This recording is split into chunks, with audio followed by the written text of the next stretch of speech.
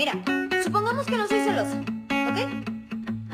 Y que te dejo salirte al bar con tus amigos y no sé qué, y ahí están tomando tranquilos y todo el show.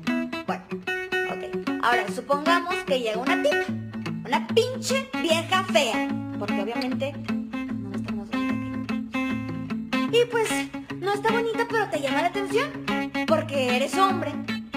Y todos los pinches hombres son igual de cabrones y débiles. Dije supongamos, no te estoy diciendo nada. Entonces se sienta enfrente de ti y te empieza a echar miraditas la muy perra.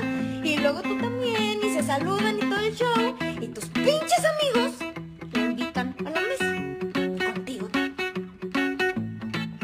Y tú, como te cayó muy bien, te invitas a una cerveza.